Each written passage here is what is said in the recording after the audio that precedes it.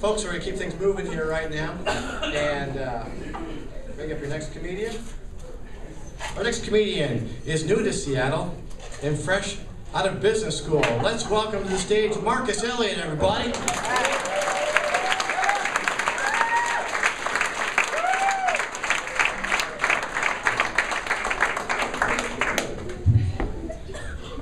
All right. Well, a little bit about me, as Stu said. I just recently graduated from business school.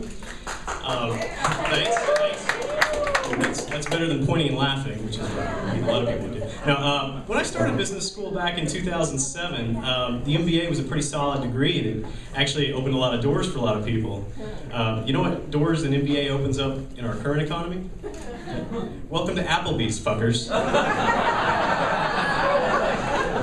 I actually lost my job halfway through the MBA program, which, you know, was kind of inconvenient, but it really could have been worse. I was going to school in Miami, and the weather was perfect every day there, you know, which is good for me because I was living in my car.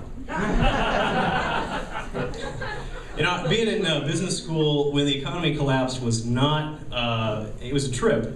My professors were not prepared to illustrate an entirely new business model in which nobody in America worked. I felt bad for them, I really did, but you know who I felt even worse for?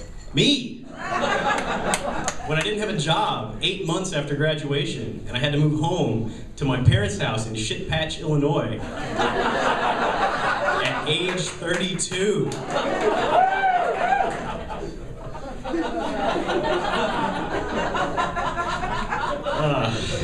You know, same bedroom I had in high school too. Same Star Wars poster on the wall.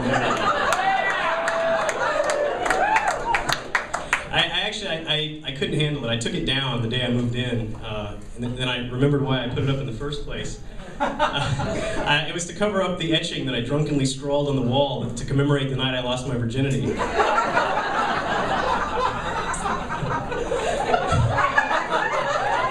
But I tell you, living with your parents as an adult is no picnic. I mean, for me or for them, you know.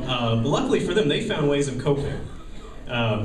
You know, Wheel of Fortune doesn't get any better with your parents passively aggressively zinging you every time a contestant goes bankrupt. Well, I guess we know how he feels, don't we?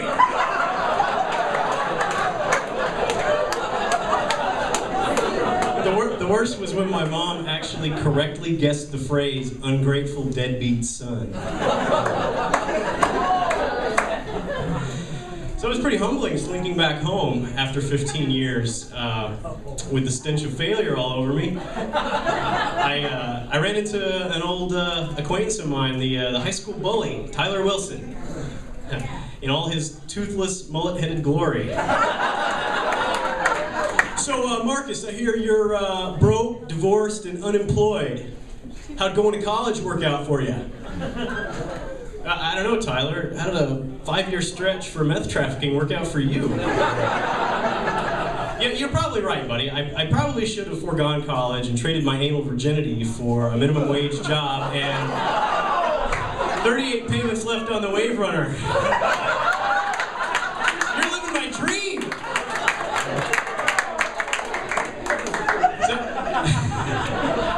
So I let it slip a few minutes ago there that I'm divorced. You know, I don't like to talk about that in my act a lot. It's not exactly an uplifting topic, you know. I mean, how do you explain to an audience full of people, most of whom are on a date, how easy it is for one person to just completely strip another person's emotional well-being away just for short-term financial gain? I had to get paid somehow.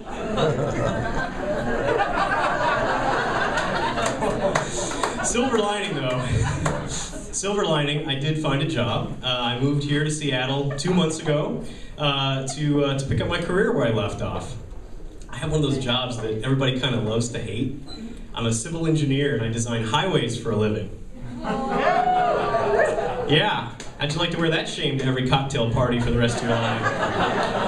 So, okay, when I almost die every morning in my commute, trying to merge from I-5 South onto 520, I know who to blame, right? Hey Dave, this guy designs highways. Get over here and tell him about your near-fatal crash for 45 minutes. That's my time. Thanks a lot, everybody.